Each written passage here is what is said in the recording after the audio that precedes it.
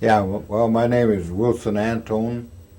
It's Wilsonantone. I think in Boulder. My mother's name was Eunice Antone, or Skenner. Her maiden name is Skenner. And she was the daughter of Sweet Dixon Skenner. He had 16 kids, so and my mother was one of them. So you got a lot of relation there. Yeah, so I'm just about related to everybody, I guess. And my dad's name was Wilson, and he died 2 months before I was born. So I never had a daddy to steer me right or wrong, whatever. But I grew up. There was 11 in my family, and to date everybody's dead except me, and I have 2 sisters. One is named Cecilia, and the other was named Viola. Could you give us the names of all your brothers and sisters? Well, the oldest one was Kate Cooper. She married to Absalom Cooper. And Emma, she was married to Wallace Cooper. And Salvador Sanchez. And my sister Cynthia was married to James Crotty. First she was married Lloyd Kindness, and she married James Crotty afterwards. And my brother Joe, they used to call him Joe Louis, because he used to box and fight all the time. And he was married to Bertha Cooper.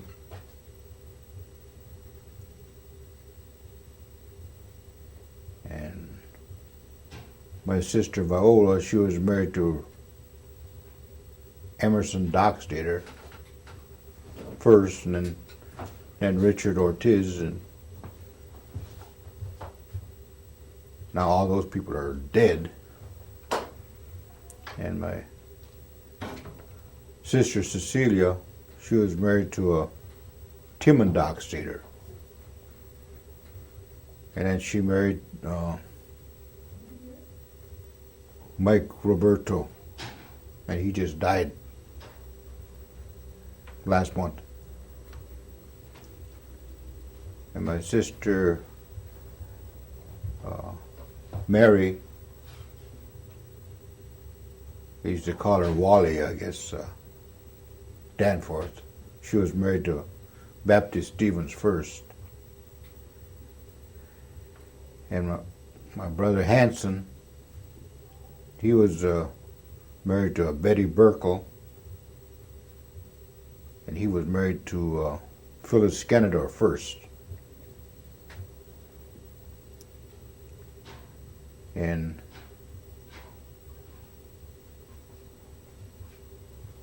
my brother Nelson died 2 weeks after he was born. And one other sister, Lillian, she was married to Richard Miller of Stockbridge.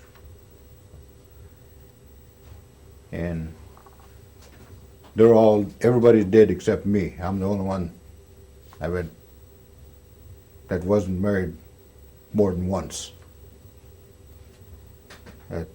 Maybe that was a mistake, I don't know. What about your grandparents?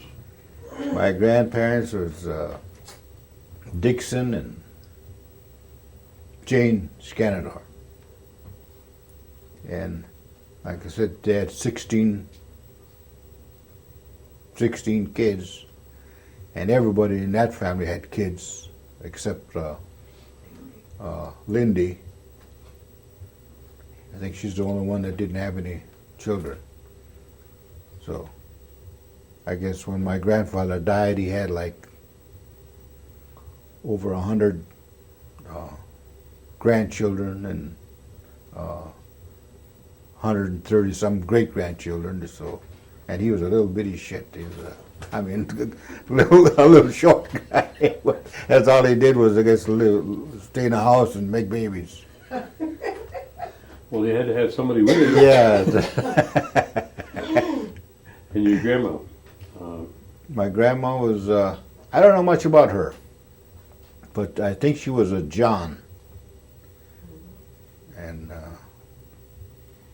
all the Johns have. That was on your dad's side. That was on my dad's side? Yeah.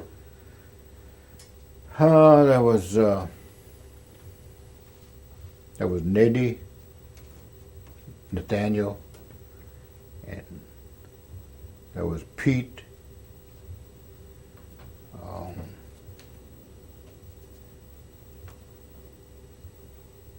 and Elijah,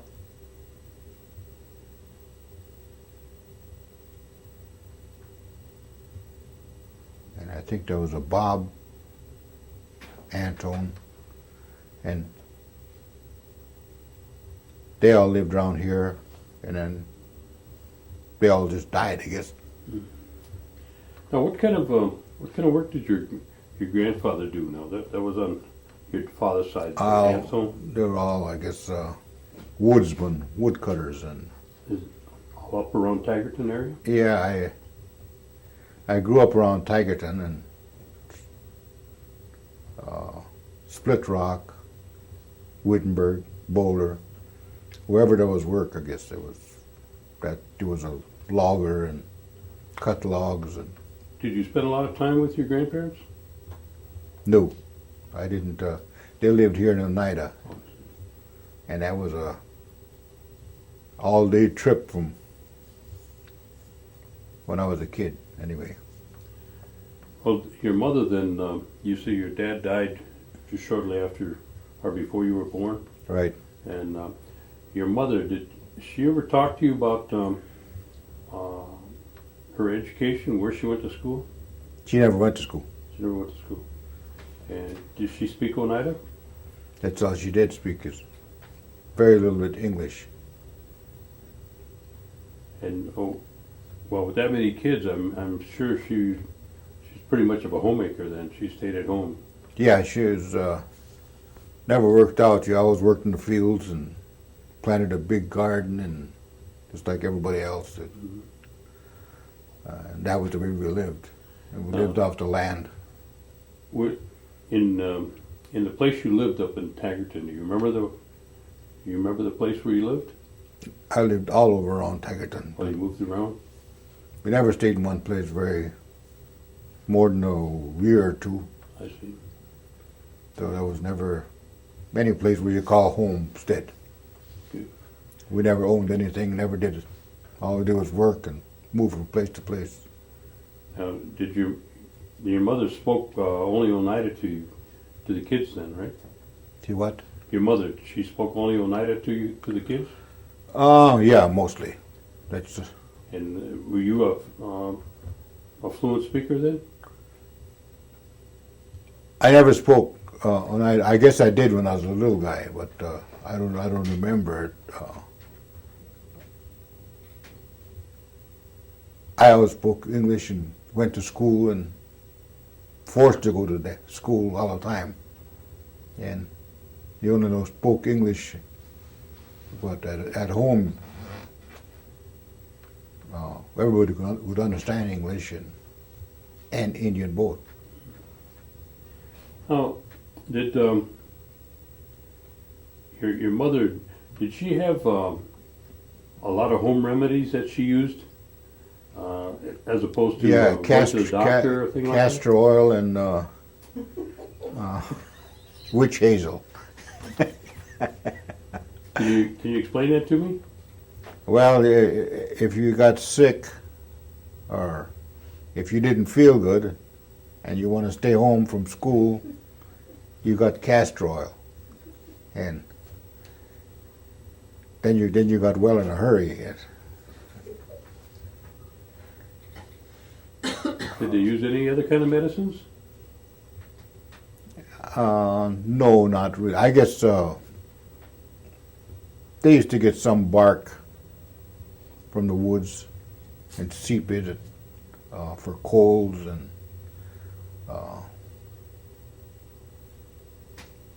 other than that, we never got sick.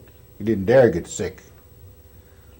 Did you use it, or did you learn how to make the No, I didn't. teas or anything?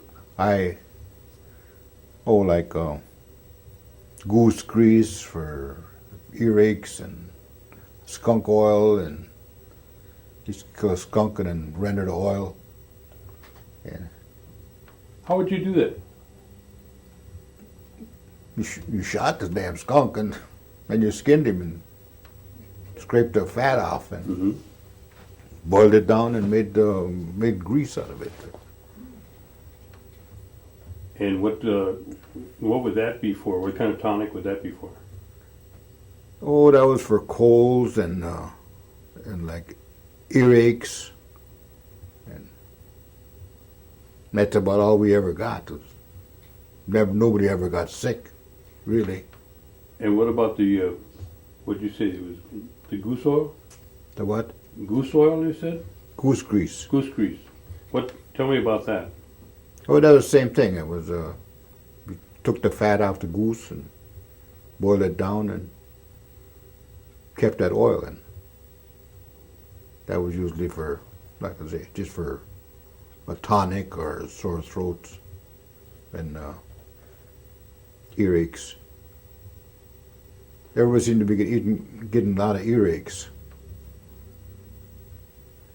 So did you do, your family do a lot of hunting then? Yeah, all the time. And you did too? Yeah, ever since I was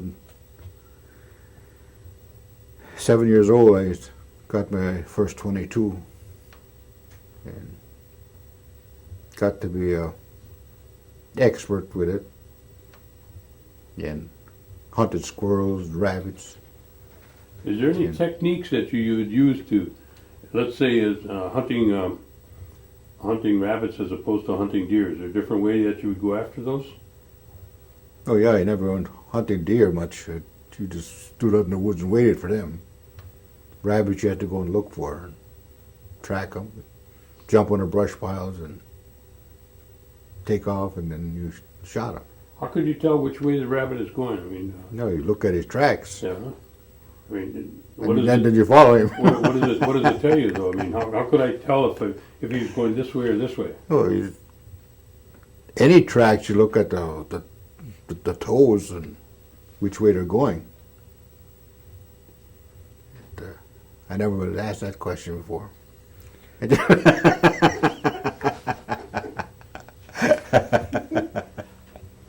I wouldn't know what to do. You know, if I seen the track, I wouldn't know which way to follow him. Now you just there's two little tracks in the front and two larger ones in the back, and you just see which way he goes. Can you tell by looking at the track whether he's just hopping along or he's going because he's scared? They're wide spaced if they're 2-3 feet long when they're running, and otherwise they're just maybe a couple of inches moving at a time. So when you seen the track, you could tell what direction he was going. Yeah, and you could tell whether or not he was in a hurry. Yeah. I see. Would the weather make any difference in terms of how they would move when you were hunting them? Well, I usually hunt them just in the fall, Just in the fall. in the winter time. Tell me why. Well, I guess they had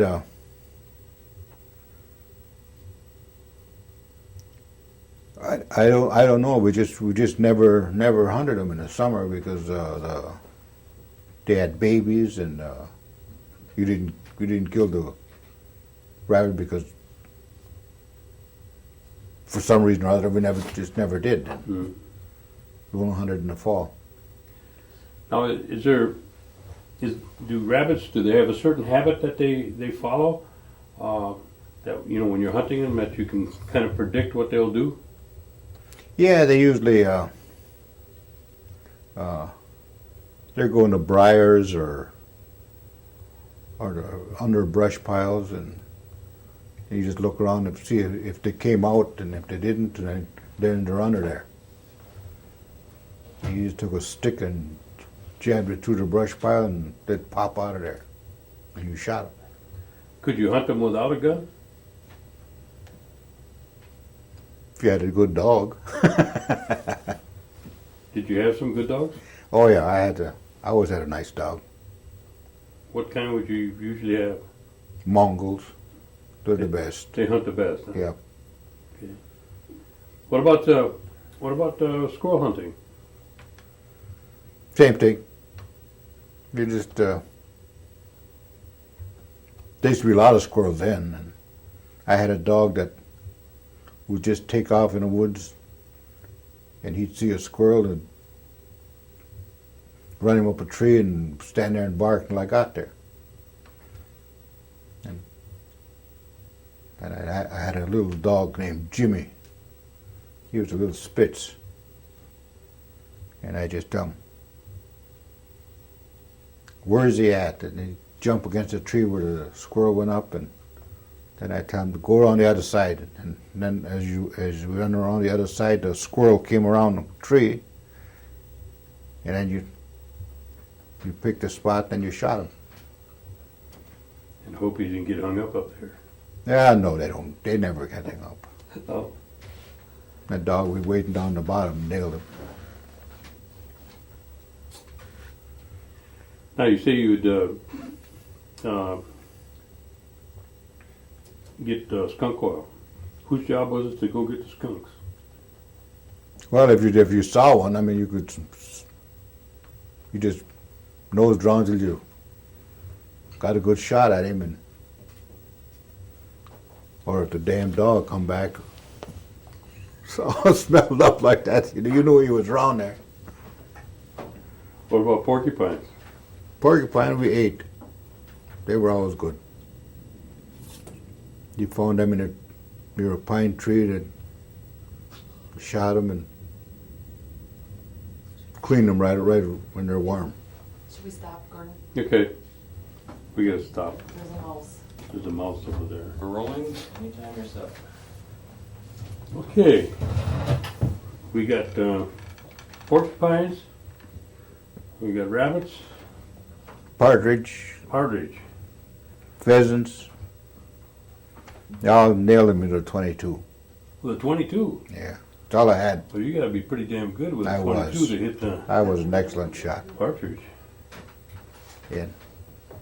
Them you Did you have a single shot? single shot. Yeah. No. Was it break open or did it break open? No, it was a bolt Bolt action? bolt action, Mhm. single shot. And How many shells did you take with you? whatever I could, whatever I had in a box or so. Oh. Wow. But during the war, you couldn't get shells. But my chummy was when I was going to school. His dad had a hardware store, and he was also the mailman. And whenever I needed shells, I just put money in the mailbox, and next day the shells would be in the mailbox. And so I always had shells. And we always lived that way. Even when I went to high school, same way. What was your, besides your hunting, what was your responsibilities at home? Your chores? Do you have anything that you had to do specifically? Well, usually I had to walk to school, 2 or 3 miles, whatever the distance was. And you came home, you had to feed the damn chickens and go out in the woods or cut the wood up, split it, haul it in, haul the water in. It was just, you never just had time to play. Got dark on you, you still had to finish what you were doing. This was in the wintertime. So you had no electricity. No, we never had nothing. We had a house and that was it. What kind of, how were the holidays? Did you celebrate any of the holidays that you can remember? Every Sunday we had chicken or goose or it was a special day. Nobody worked except my mom.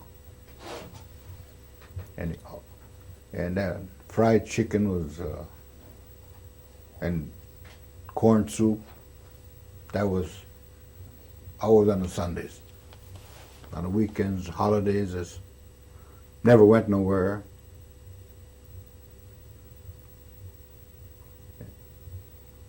The only place we ever went was downtown to get groceries. That was our only contact with other people. Did you have a vehicle or? Yeah, ever since I can remember, we had a Model T or Model A. Get them started, and I was driving since I was 9 years old.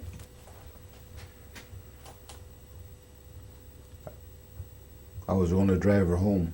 My mom couldn't drive, but I always had a car. And whenever I needed fixed, my cousins, I had a cousin named Kaiser Webster, or Raymond Matox, and they'd come and fix the car, get it going again, and whatever was wrong with it. And they lived down the road from us at Wittenberg. In fact, across the field, you know.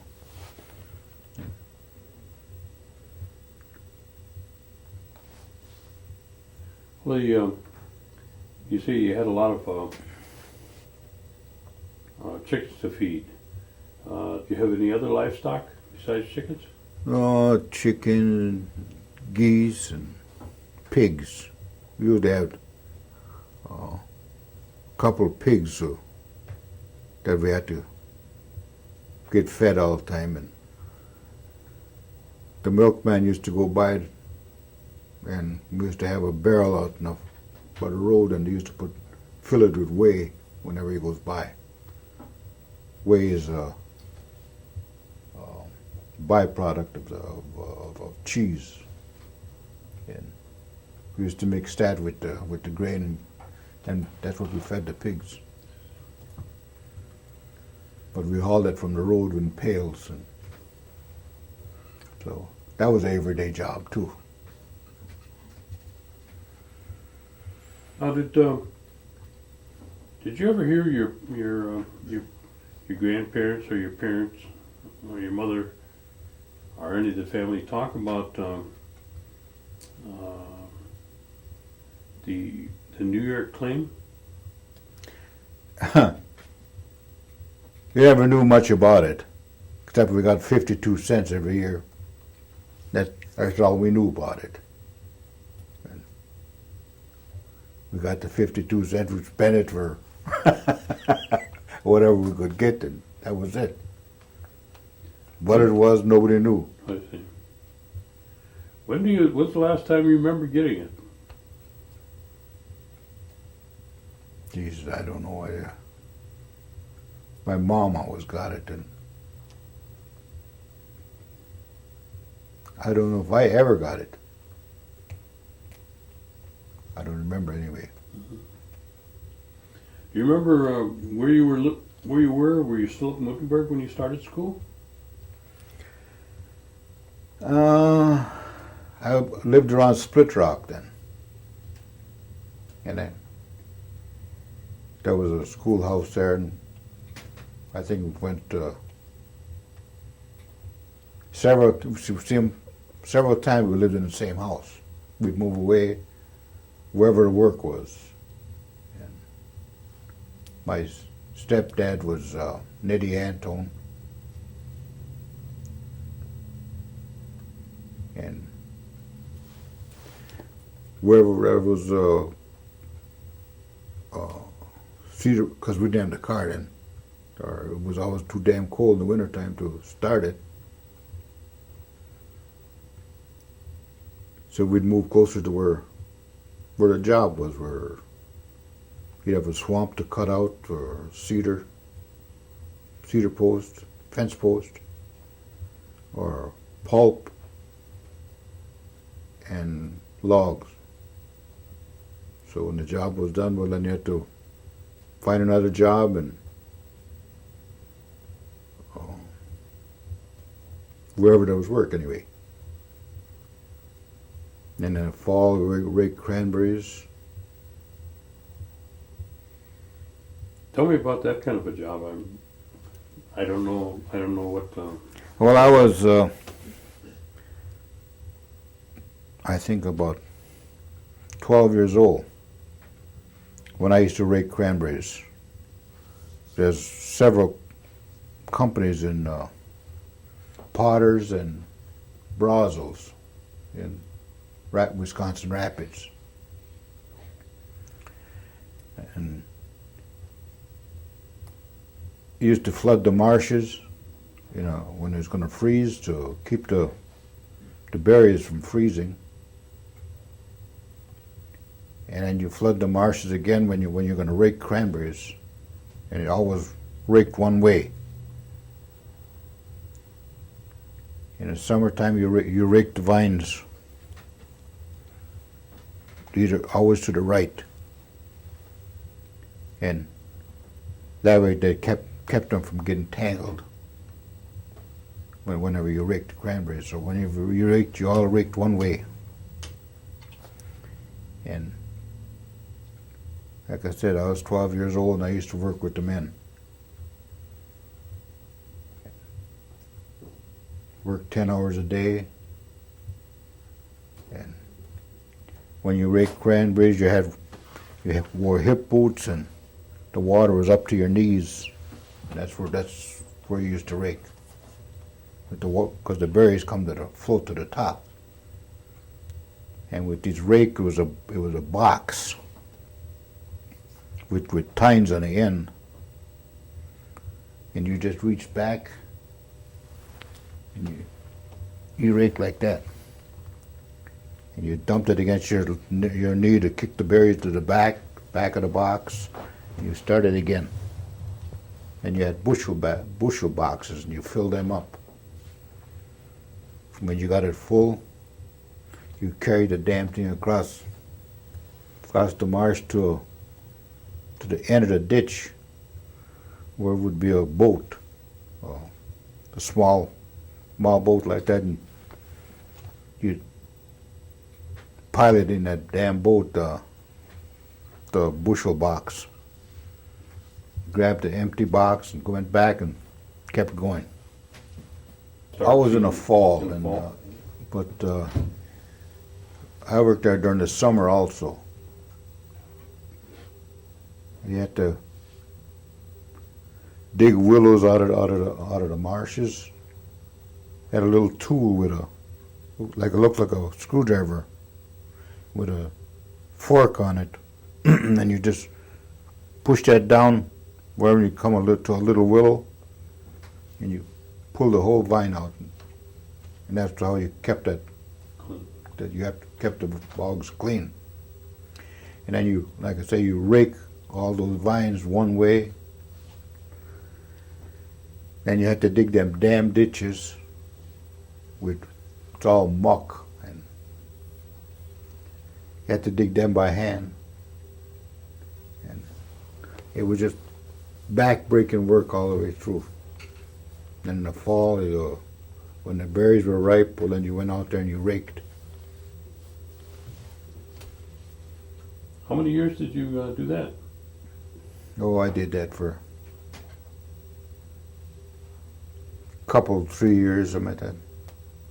I worked in different marshes.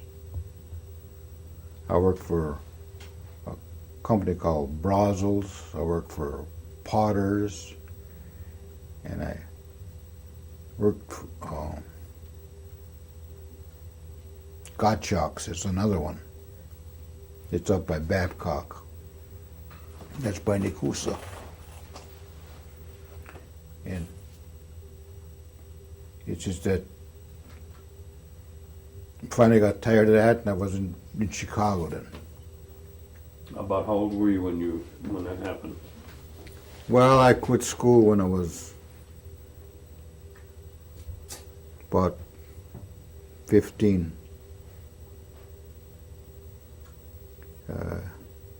I finished grade school.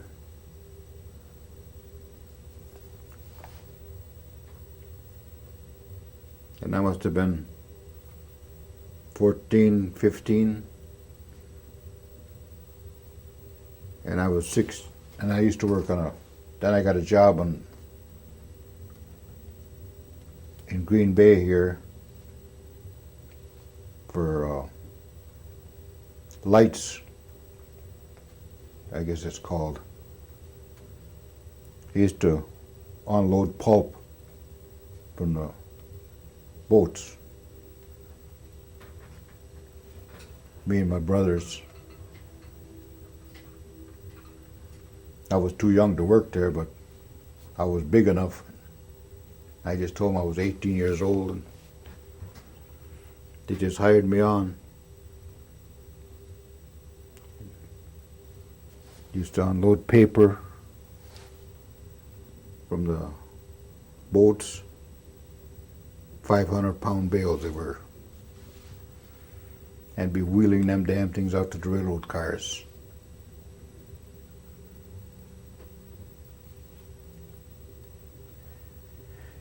And then I went to Chicago, and I was about 17. Got a job down there, working in a cold storage. And then for fruits and vegetables on a saltwater market.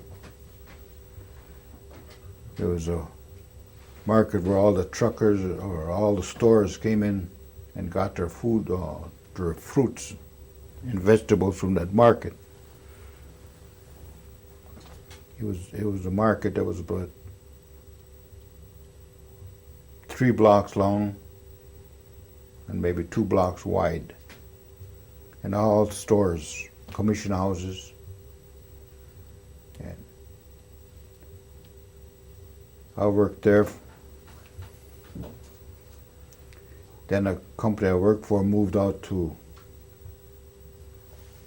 an outside near the airport in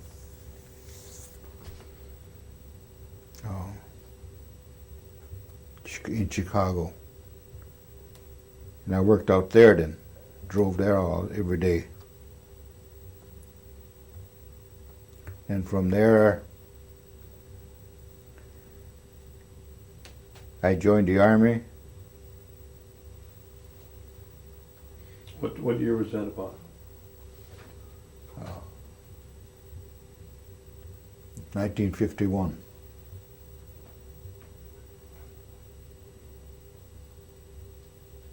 I joined the Army and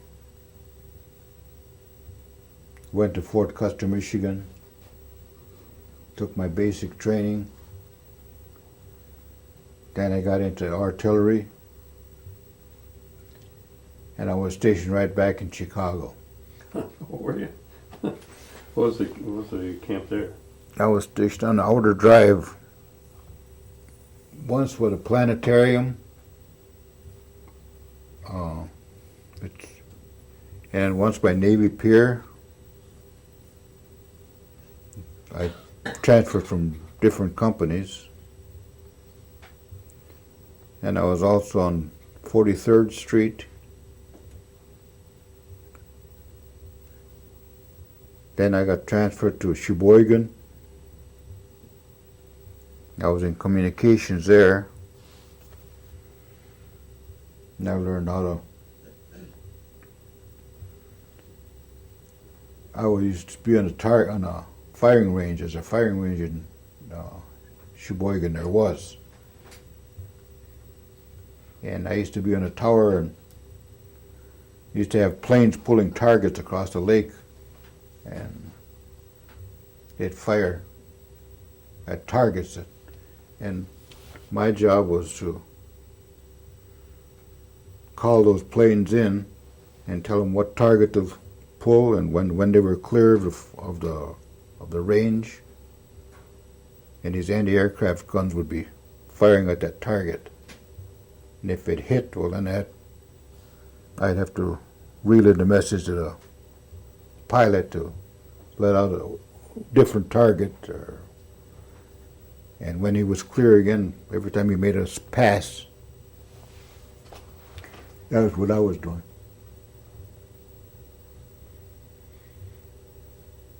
And from there, where did you Well, I got married about that time. go? Oh, what year was that? Damn if I know. 1952, I think. 1952. And what was the young lady's name that you married? My gal's name was Lorraine Scanador. She was Zach Scanador's daughter. She saw me and couldn't control herself. And where was this place at that she saw you? There's a dance hall and used to be Vanderberg's. When we first met there, and she had been working in Chicago, and I was there at that same time. So we just got together and did our thing.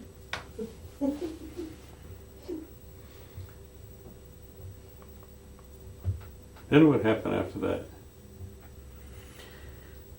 Oh, I went back to a place I was working when I got out of the Army.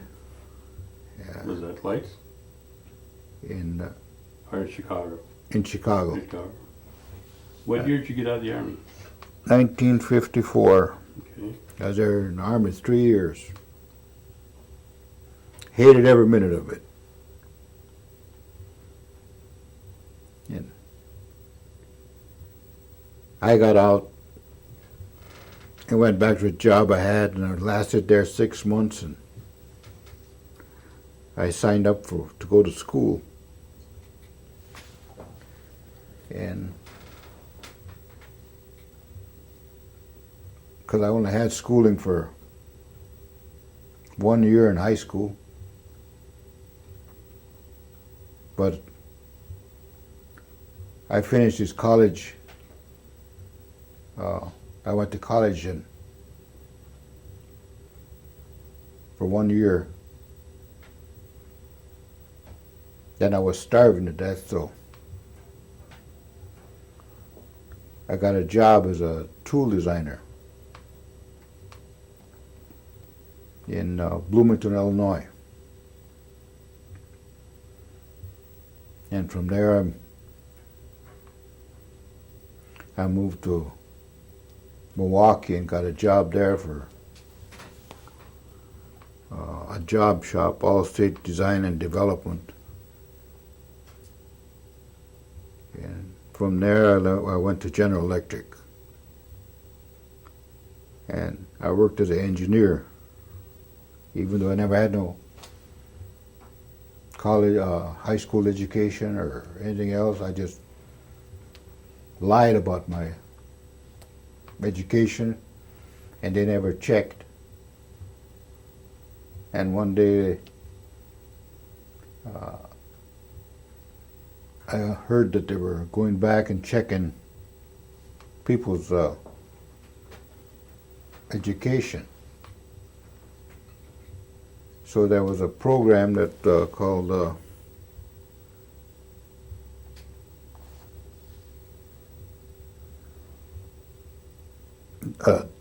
to get a GED test, you can get a high school education. So I called up this one outfit in town, and they said they were having a test that next day. So I said, put me down. And I went, took that test and passed that thing like I knew what I was doing. And I didn't have to go to school or anything else. And so general election never said anything, and I still kept my job as an engineer.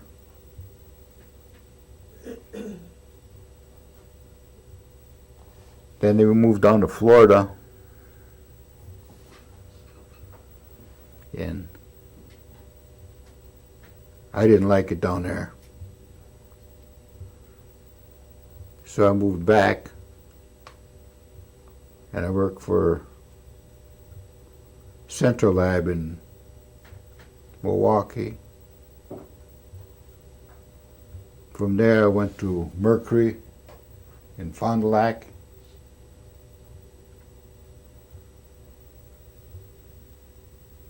Yeah. Then I went to John Deere in Oregon. I lasted there 11 years. Then I went to California. I worked for Northrop Aircraft, and I worked on that stealth bomber. And when that finished up, I was there 2 years. And I came back to Wisconsin and got a job in Milwaukee again.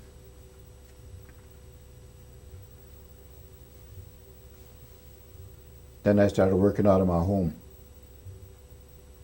I worked for job shops and brought the work home and did my work at the house, whatever designing I had to do. Then I took it back. I take it back maybe once or twice a week.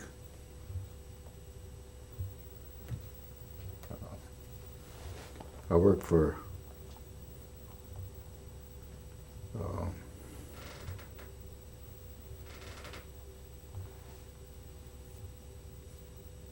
spark plug. AC? AC spark plug in Milwaukee. Can I adjust your mic cord? It slipped a little bit. You say you've seen one, huh? The trap? Yeah. I guess there's a big rat trap back here. That might be overkill, I don't know. Okay, tell me when. We're good. Okay, we're at AC. Oh, About what year was that? um,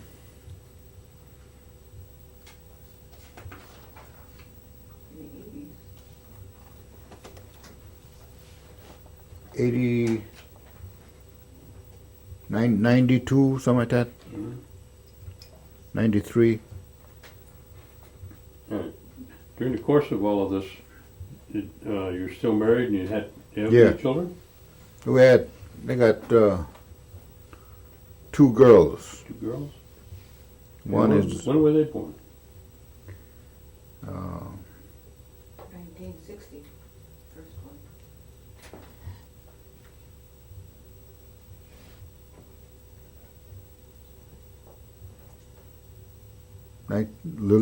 Michelle was born, I think, in 60, No, that's Lillian.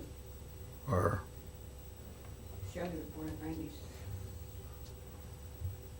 73. Lillian was born in 60. And Michelle was born in 73. Okay. And we always lived around Fond du Lac and Mayville. And anyway, I was working at AC, spark plug.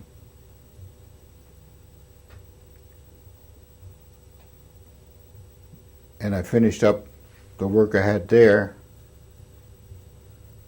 Then I worked for Rockwell in Oshkosh, and then I took a job in Milwaukee. Was the main office. It was like manpower. Whenever somebody wanted a job done, I would go there and design whatever they had to have done. And when the job was finished, I was out of a job again. But I had worked for Rockwell for 3 different times. Every time they needed some designing or engineering done. The last time was I set up a whole assembly line with automatic welders and assembling and machining the rear ends for trucks that the hell was it again?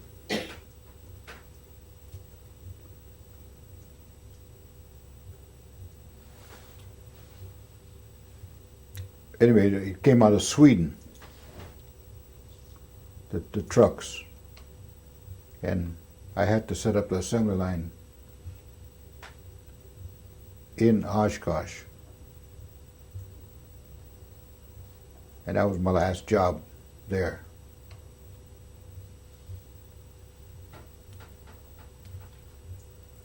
Then I finally got back in Mercury again. After 20 years, I came back to Mercury, and that's where I retired from. And what year was that? I don't know, I was 65. That was 8 years ago.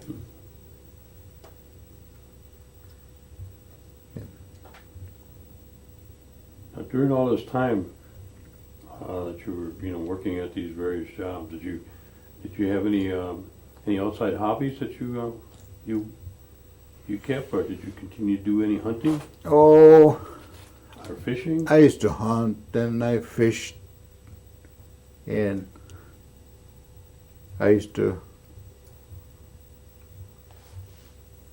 fish with the Chippewas. A couple of times I went out with them spearing walleyes. I wasn't supposed to, but I did. And golfing, the wife and I started golfing when I was, I think in 1960. And I got so damn many trophies, I don't know what to do with them. Are you still golfing? I didn't last year because my knees, my hips went, my foot went on me. But I'm ready to give her hell again this year. After you retired, you certainly didn't sit still. No,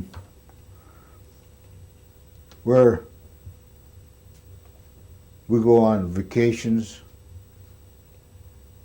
We go for a month, and we just do the casino thing. We go casino hopping clear across the country. Been to California. It took us 1 year. Took us 12 days to get to Las Vegas. We were hitting casinos all the way along. And just taking our time, and usually you can get to Vegas in 2 days. It took us 12. And went up through Washington, down through Nevada,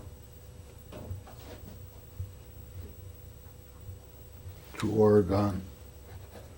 When did you move back to Oneida? When? Mm-hmm. 93. 93 first time. Well, I 92. 93, I guess I'm told. 92 the first time.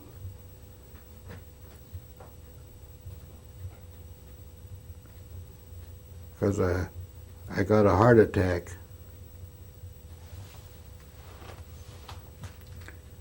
in 1988, I believe it was. I got back from California and ended up getting a heart attack and a heart operation. Three bypass. And then I kept going until 99, and I had 6 heart operations in 99, and I had a heart attack, and I got a couple stents put in, and now I'm living on pills. Other than that, I'm In good shape. I don't plan anything in advance. I just do it. I just go, and that's the only thing you can do. You never sit back and reflect and feel sorry for yourself. That's bullshit. You just got something to do, you just go do it. Have you been involved in any of the tribal operations No. when you came back into the area, No, outside of the casino? nothing. What kind of recommendation would you give me to improve the situation in and around any of the casinos here? You see something that could be improved? Yeah, I see the thing that bugs me and bugs everybody else is if their damn machine runs out of money, they sit there and wait for a half hour.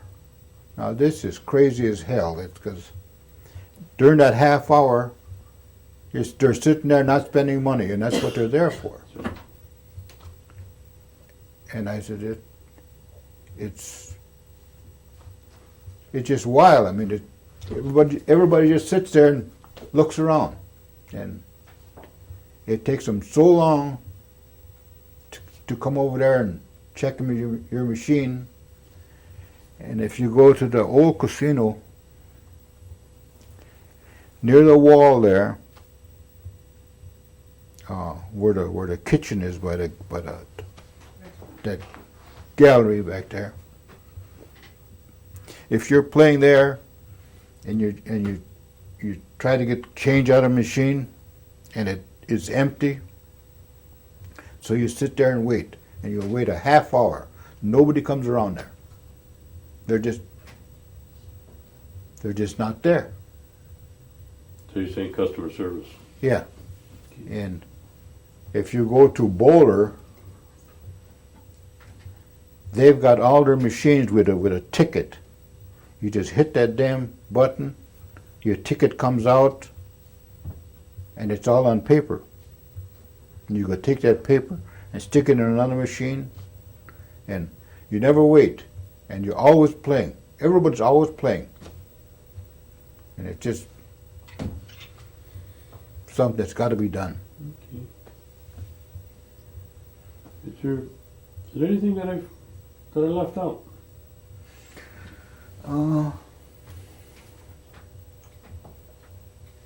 No, Okay. except I got 3 grandchildren. Okay. And what's their names? My oldest daughter, Lillian, her name is Wheelock. And she has a son named Whitney. And he's a 4-point average in De Pere. I think he's about 13. Eighth grade. And then, well, my younger daughter's got a boy and a girl. Cody is, I think, 9 or 10.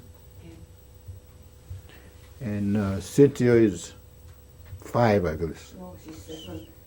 7? Whatever. I don't know what the hell their ages are. But they're 2 pretty good kids too. Good. Any advice to them? Advice to future generations? Gordon, you wanna ask? Would you want to I'm share just any a kind little bit hard of hearing. would you want to share any kind of advice to the youth that are coming?